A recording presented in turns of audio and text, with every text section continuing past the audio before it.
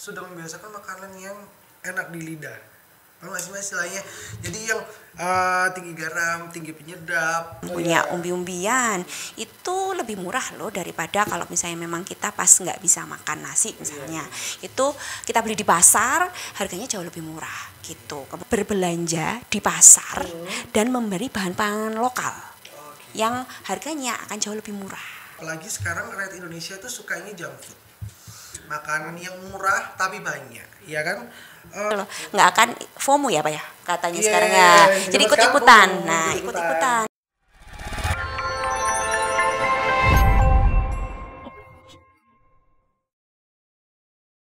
Assalamualaikum warahmatullahi wabarakatuh. Selamat datang di podcast Apa Sehat Rumah Sakit Umum Universitas Muhammadiyah Malang. Ketemu lagi dengan saya Wendy Susdiarto yang akan membawakan podcast pada hari ini. Sobat sehat yang di rumah, kebetulan pernah nggak sih mendengarkan pepatah mengatakan bahwasanya makanan yang kita makan itu bisa menyebabkan racun buat kita. Bahkan makanan yang kita makan sendiri itu bisa menjadi obat buat kita. Nah, dari pepatah itu kita dapat menyimpulkan bahwasanya pentingnya kita memilah-milah makanan untuk diri kita sendiri, apalagi untuk keluarga tercinta. Nah, podcast Apa Sehat kali ini kita akan membahas tentang pilih makanan bergizi untuk keluarga sehat. Kebetulan saya nggak sendirian, saya akan ditemani oleh pakar gizi di bidangnya. Beliau salah satu spesialis gizi, ahli gizi lebih tepatnya di Rumah Sakit Umum Universitas Muhammadiyah Malang. Langsung aja kita sambut Mbak Faridatul Adia Sarjana Gizi. Halo Mbak, gimana kabarnya? Halo, alhamdulillah baik Mas Fendi. Iya, biasa kita ketemu di ruangan. Iya. Mbak Farida keliling-keliling lihat makanan pasien, sekarang kita ngobrol-ngobrol di sini ya Mbak ya. Oke, sesuai tema kali ini kita membahas tentang pilih makanan bergizi untuk keluarga sehat. Nah, kenapa sih gizi ini sangat ingin sekali mengangkat isu tentang pilihan makanan sehat untuk keluarga? Silakan Mbak. Jadi ini adalah acara tahunannya gizi. Jadi ini kan menyambut atau Hari Gizi Nasional dan maksudnya itu supaya kita itu menyadarkan masyarakat Indonesia betapa pentingnya pemenuhan asupan gizi seimbang setiap hari. Jadi kebetulan di tahun ini itu temanya itu adalah memilih makanan bergizi untuk keluarga sehat. Jadi maksudnya adalah dengan memenuhi zat gizi yang seimbang, kita bisa menciptakan generasi yang kuat dan sehat. Oh gitu. Oke. Berhubungan dengan memilih makanan bergizi untuk keluarga nih Mbak ya, kita spesifikkan lagi. Gizi seimbang untuk keluarga itu seperti apa sih? Nah ini kan rata-rata ya, keluarga-keluarga itu kan makan ya udahlah kadarnya. Oke. Orang tua malas masak, ya udah kita beli di luar, kita nggak tahu porsi gizinya seperti apa, kandungannya seperti apa. Nah, gizi seimbang sendiri untuk keluarga itu seperti apa sih Mbak? Jadi maksudnya makanan bergizi itu sebenarnya seperti apa sih? Jadi makanan bergizi itu sebenarnya adalah makanan yang kita makan mengandung zat gizi yang beragam dan sesuai dengan kebutuhan gitu. Nah, zat gizinya itu apa saja? Nah, zat gizinya itu yang pertama adalah mengandung karbohidrat. Karbohidrat nih. Kemudian protein. Protein ini ada protein hewani, ada protein nabati. Kemudian vitamin dan mineral. Nah, biasanya kita dapatkan dari sayur dan buah gitu. Dan ditambahkan kecukupan cairan. Jadi kita minumnya sehari itu juga cukup. Nah, seberapa banyak? Nah, itu beda-beda per rentang usia. Rentang usia ini beda-beda. Baru tahu waktu. Jadi kan zat gizi kan nggak mungkin sama antara anak-anak sama orang dewasa, itu kan beda. Nah, kalau misalnya di kita seberapa banyak sih Mbak angka kecukupan gizi anak, bedanya itu seperti apa gitu loh maksudnya. Jadi kita tuh biasanya ada metodenya, bukan metode ya, apa ya namanya itu. Jadi kayak takaran lah intinya, itu namanya isi piringku sekarang. Jadi Mas Wendy nih kalau misalnya mau makan isi piringnya apa aja. Nah, itu ada ininya, ada ada setnya. Kita harus berapa banyak dan berapa persentasenya. Metode isi piring itu udah lama apa masih baru-baru ini? Sebenarnya itu ya baru-baru ini sih. Kalau dulu tuh mungkin pas Sehat 5 Sempurna. Iya. Terus ada zaman kan yang nonton di sini juga kan pas Sehat 5 Sempurna. Nah, ya kalau dulu tuh namanya pas Sehat. Ada 4 Sehat 5 Sempurna dulu. Kalau kemudian diganti Tumpeng Gizi gitu. Ada mungkin pernah. Nah, sekarang itu isi piringku. Isi piring tuh, iya. Apa aja Mbak isinya tuh? Jadi kalau isi piringku itu mungkin tak runut dari yang paling kecil ya. Maksudnya dari anak-anak dulu atau bayi ya. Nah, kalau bayi itu kan usia 0 sampai 6 bulan itu otomatis ASI. Iya. Kecuali ada indikasi medis baru boleh ditambahkan makanan tambahan. Itu pun mulai usia 4 bulan. Oh, enggak usah. Tuh, iya. Dan itu harus ada indikasi medis Mas Wendy. Jadi nggak boleh langsung kita ya udah 4 bulan kita kasih ASI aja deh. Jadi nggak boleh ya? Nggak boleh. Okay. Soalnya kadang itu masyarakat Indonesia tuh kadang, aduh kayaknya itu nggak kenyang Mbak, kayaknya masih lapar, masih nangis aja. Iya, betul, Nah, betul. jadi masalahnya kan nangis tuh nggak mesti lapar kan, Iya. gitu. Jadi kalau nggak ada indikasi medis, sebaiknya makanan pendamping ASI itu diberikan mulai usia 6 bulan. 6 bulan. Iya. Kemudian usia 6 bulan sampai 23 bulan. Nah, isi piringku isinya apa aja? 35% itu adalah isinya karbohidrat. Oke. Oke, kemudian 30%-nya itu protein hewani. Oke. Kemudian 35, kemudian 30, kemudian 25-nya seingatku itu adalah sayur buah. Oke. Kemudian 10%-nya kacang-kacangan Oh. atau protein nabati. Nah, itu usia 6 sampai 23 bulan. Nah, itu dibagi lagi usia 6 sampai 8 ya. Jadi sedetail itu Sedetail loh. itu ya. Jadi beda-beda. Makanya kenapa itu harus benar-benar kita tuh tahu. Usia 6 sampai 8 bulan itu proporsi makanannya itu 70% dari ASI, 30% dari MP atau makanan pendamping. Karena kan baru belajar nih. Nggak mungkin dong kita langsung switch semuanya ke makanan gitu. Kemudian 9 sampai 11 bulan itu 50-50. Jadi 50% didapatkan dari makanan padat atau solidnya, kemudian 50% dari ASI. Oke. Kemudian 12 bulan sampai 23 bulan itu 70-30 kebalikan. 70%-nya harus dari makanan solid, 30%-nya dari ASI. Baru usia balita itu sudah harus full makanan padat. Jadi ASI-nya sudah stop. Oh, ASI sudah stop, kita beralih ke makanan padat. Makanan padat terus isi piringku beda lagi usia 2 sampai 5 tahun jadi usia balita. Sama 35%-nya itu adalah karbohidrat, kemudian 30%-nya itu protein hewani, lauk pauk, kemudian sisanya itu sayur mayur. Sayur buah, maaf. Okay. Kemudian baru makanan dewasa atau di atas usia 5 tahun itu isi piringku itu dibagi setengah dulu. Setengah piring itu ya, Mbak? Setengah piring. Kemudian sepertiganya itu adalah karbohidrat. Kemudian 1/6-nya itu adalah lauk pauk, protein hewani nabati. Kemudian 1/3-nya itu adalah sayur. Kemudian 1/6-nya adalah buah. Nah, itu promosinya untuk Mas Wendy, untuk saya itu ya segitu. Tapi saya makanya banyak dan berantakan sekali.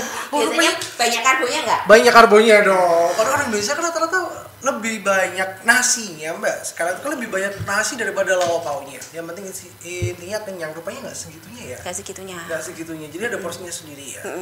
Wow. Saya baru tahu lumayan sangat detail sekali ya untuk pemilihan makanan bergizi untuk keluarga. Khususnya untuk keluarga. Kayak gitu ya. Oke, dibagi beberapa umur juga. Iya, betul. Oke, seperti Mbak Farida tadi bilang, pemilihan makanan bergizi itu rupanya sangat banyak. Nah, kita tuh sekarang ada keterbatasan untuk keluarga yang memilih makanan bergizi karena beberapa faktor. Itu gimana Mbak tanggapannya Mbak Farida? Jadi sebenarnya untuk mempersiapkan makanan bergizi itu tantangannya juga lumayan ya. Iya, betul. Jadi dari segi mungkin sekarang kan zamannya udah serba cepat ya Mas Wendy. Iya, betul. Itu mesti udah nggak ada waktu kayaknya. Mas Wendy sering sarapan nggak? Jarang.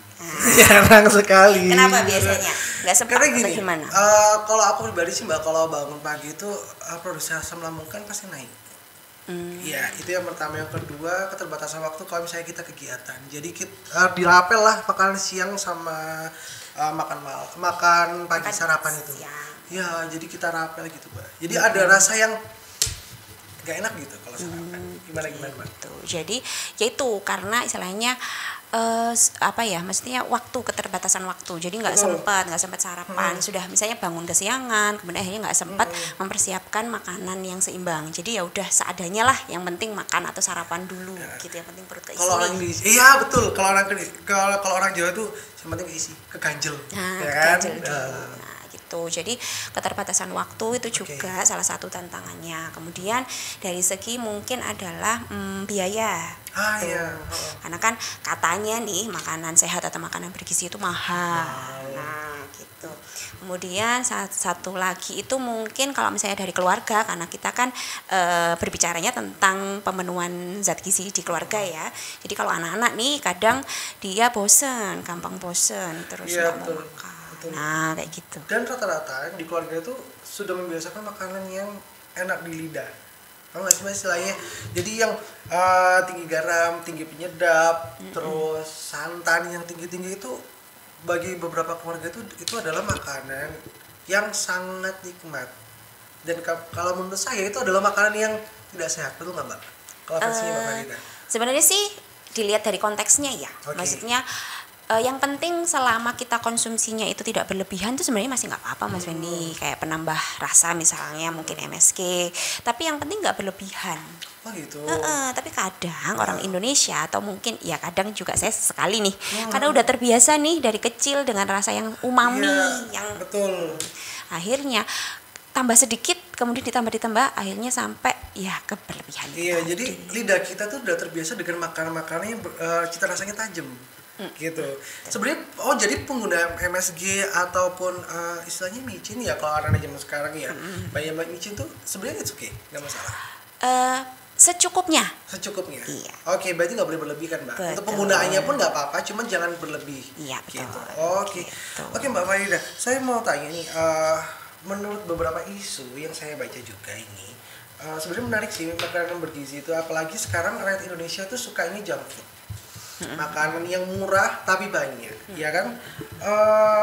Dampak dari makanan harian sendiri itu gimana mbak? Maksudnya gini, anak itu udah terbiasa dengan makanan-makanan yang nggak enak, makanan-makanan yang terlalu enak di luar sana. Nah, dampaknya kalau misalnya dia tidak mengkonsumsi makanan-makanan yang bergizi yang Mbak Farida seperti tadi itu kan ada yang piring tuh, isi piring itu. Kalau misalnya mereka tidak memenuhi kebutuhan itu dalam beberapa hari atau beberapa minggu, tapi dia mengkonsumsi makanan-makanan yang di luar, yang fast food, junk food itu seperti apa mbak dampaknya sendiri? Dampaknya kalau misalnya jangka pendek itu pasti ke kesehatan. Oh malah jangka pendek? Ada jangka pendek, ada jangka panjang. Ada dua berarti ya? Okay. Kalau jangka pendeknya mungkin akhirnya sakit, gampang lesu. Kemudian dia itu nggak semangat lah. Kemudian kalau di sekolah atau mungkin kalau kita beraktivitas nih, kita nggak bisa maksimal, gampang capek. Kemudian tiba-tiba pegel gitu. Terus seharusnya kita bisa produktif nih sampai malam, ternyata di siang tuh rasanya udah nggak sanggup, capek gitu. Berarti dapat menurunkan daya konsentrasi atau daya ingat karena itu sendiri. Kalau yang riskan tuh malah sekarang anak-anak ya mbak ya? Daripada orang dewasa. Karena memang dia produktivitasnya lebih tinggi daripada orang dewasa mungkin ya, karena jam sekolah, apalagi kan sekarang kan jam pelajaran kan sekarang udah mulai tinggi kayak gitu kan mbak. Berbicara tentang anggaran nih, mungkin ada beberapa pertanyaan juga ini. Berbicara tentang anggaran, gimana sih mbak cara menanggapi menyiapkan makanan bergizi dengan anggaran yang sangat menipis? Apalagi orang Indonesia sekarang kan ya beberapa kadang buat beli makanan-makanan yang menata makanan bergizi kan susah. Lebih baik beli aja deh. Kita nggak tahu takaran gizinya gimana. Itu gimana mbak? Cara mensiasatinya? Menyiasatinya otomatis gini sih, kita harus merubah mindset sebenarnya. Sebenarnya itu makanan sehat itu nggak harus mahal loh. Nggak harus mahal, itu yang pertama. Karena kenapa kita di Indonesia kemudian dengan berbagai macam bahan pangan lokal. Banyak loh bahan pangan lokal yang kualitas gizinya tidak kalah dengan bahan-bahan impor gitu. Tapi kadang kita itu sudah terbiasa atau mungkin sudah kelihatan orang-orang mungkin dengan konsumsi makanan-makanan yang mahal. Misalnya kayak contohnya kalau karbohidrat kita di sini selain nasi kita punya kentang, punya umbi-umbian. Itu lebih murah loh daripada kalau misalnya memang kita pas nggak bisa makan nasi misalnya. Itu kita beli di pasar harganya jauh lebih murah gitu. Kemudian kalau protein kalau ikan itu ikan lokalnya kita itu juga nggak kalah bagus loh daripada ikan salmon apa segala macam, ikan gembung, kemudian ikan teri, kemudian ikan bandeng, itu proteinnya juga bagus gitu. Jadi istilahnya kita harus menyiasatinya adalah kita berbelanja di pasar dan memberi bahan pangan lokal yang harganya akan jauh lebih murah gitu. Daripada barang-barang impor. Iya. Padahal kita di pasar juga banyak banget ya Mbak ya.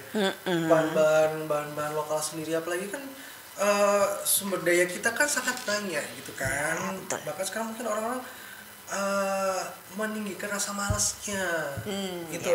Yang jelas pada sobat-sobat saya yang di rumah tuh, jangan malas untuk membeli bahan-bahan yang bergizi, bahan-bahan yang sehat. Itu sangat mempengaruhi kesehatan anak sendiri, apalagi keluarga yang ada di rumah. Oke. Terakhir nih Mbak Farida kan, nggak kerasa kan waktunya udah selesai, kita ngobrol ngalur gitu, lupanya udah selesai. Iya. Terakhir Mbak Farida, tips buat sobat sehat yang di rumah membagi makanan yang bergizi itu seperti apa, dan bisa reminder lagi nggak sih Mbak yang seperti Mbak Farida sampaikan? Oke. Jadi yang pertama adalah kita itu harus aware sama kesehatan individu dan keluarga kita sendiri. Jadi semuanya itu dimulai dari diri kita sendiri. Jadi kita itu harus tahu sih bagaimana sih makanan sehat itu, makanan seimbang bagi keluarga itu seperti apa, itu yang kita harus tahu. Jadi supaya ketika kita mendapatkan informasi yang dari sana sini, kita tuh tahu gitu loh. Nggak akan FOMO ya Pak ya katanya sekarang ya. Jadi ikut-ikutan. Nah, ikut-ikutan gitu. Karena kita tahu sebenarnya komposisi atau makanan sehat untuk kita itu seperti apa. Itu yang pertama. Yang kedua adalah kita harus punya planning. Jadi kalau misalnya memang tadi keburu-buru nih atau Mas Wendy kayaknya aku nggak siap deh, atau aku nggak sempat deh untuk sarapan atau apa. Nah, mungkin malamnya Mas Wendy atau mungkin teman-teman di rumah bisa punya meal plan untuk beberapa hari ke depan. Jadi ketika makan pagi itu nggak akan butuh waktu yang lama. Jadi misalnya udah nyiapin nih kayak sayur apa, besok ini mau makan apa atau masak apa nih sayur gini bla gitu. Meal plan ya Mbak ya? Iya, meal plan atau mungkin apa ya, prepare food ya, mempersiapkan makanan kita. Sekarang tuh di journal. Jadi kita bisa mempersiapkan beberapa hari ke depan atau beberapa bulan ke depan. Nah, itu betul. Jadi dari makanan juga bisa gitu. Kemudian istilahnya kita mencari bahan makanan lokal gitu. Jadi kan ketika misalnya kita sudah punya planning, kita tahu makanan kita sehari seperti apa, kita akhirnya tahu berbelanjanya juga harus di mana gitu. Jadi nggak harus kita terburu-buru. Kadang kan kita kan yaitu karena keburu-buru, ya udah kita belanja seadanya kayaknya di supermarket, yang kalau misalnya kita bisa ngatur waktunya atau ngatur uangnya kan bisa beli di pasar dengan harga yang lebih murah. Gitu. Kemudian kita juga harus bervariasi gitu. Jadi istilahnya kita jangan jangan ragu, atau kita tuh harus selalu haus akan inovasi gitu loh Mas. Jadi di makanan juga seperti itu. Kadang anak-anak kan bosen nih makanannya itu aja, atau makanannya nggak enak atau apa, atau kayak tadi ya misalnya untuk anak zaman sekarang tuh udah terbiasa sama rasa umami micin dan lain sebagainya gitu. Nah, sebenarnya itu masih bisa loh disiasati dengan kita gimana sih caranya, apalagi di Indonesia ini dia banyak bumbu lokal, bawang merah, bawang putih ya kan. Kemudian bumbu-bumbu yang istilahnya kita tuh banyak bumbu yang bisa dieksplor lagi. Jadi kita harus bisa berinovasi, kita harus bisa berkreasi dengan menu-menu sehari-harinya yang ada di keluarga itu. Dan bahkan kita bisa memanfaatkan sosial media kan Mbak sekarang. Bahkan di YouTube sekarang juga banyak sih cara menyiapkan makanan bergizi yang simpel dan murah. Apa sih itu banyak list keluar juga kan di YouTube. Nah, gitu. Apalagi sekarang dengan istilahnya sudah terpandu dengan sosial media yang seperti itu ya Mas. Jadi sudah mulai gampang sebenarnya. Hanya tinggal kemauannya seperti apa. Iya, menghilangkan rasa malas itu yang susah. Itu sih kayaknya PR-nya kita itu kalau di teman-teman atau mungkin di masyarakat Indonesia itu adalah membangkitkan istilahnya kreativitasnya dia seperti apa, kemudian saya membangkitkan rasa malasnya gitu. Karena kan ya sebenarnya semua itu kalau bukan dari diri kita sendiri, siapa lagi ya kan? Apalagi buat keluarga kita kan Mbak. Nah, gitu. Kalau orang sekarang itu gimana caranya kita memperpanjang umur kita, kayak gitu kan. Jadi mulai dengan menata makanan yang bergizi. Nah, gitu. Jadi intinya ya mulai dari diri kita sendiri dan mulai dari sekarang. Intinya gitu. Gitu ya Mbak ya. Oke, terima kasih Mbak Farida atas waktunya. Di sela-sela kesibukannya Mbak Farida keliling rumah sakit bisa menyempatkan untuk berbagi sharing ilmu yang sangat bermanfaat sekali untuk sobat sehat yang di rumah. Baik sobat sehat yang di rumah, nggak kerasa waktu kita udah selesai. Jangan lupa komen mau podcast apa lagi untuk next podcast selanjutnya. Jangan lupa komen, subscribe dan like link UMM Hospital di bawah ini. Oke, Mbak Farida terima kasih. Sama-sama Mas Wendy. Saya Oke. Wendy dan Saya Farida. undur diri, sampai jumpa di podcast selanjutnya. Bye bye. Oke, Dah, teman-teman, thank you untuk tim horinya. Oke, terima kasih ya teman-teman.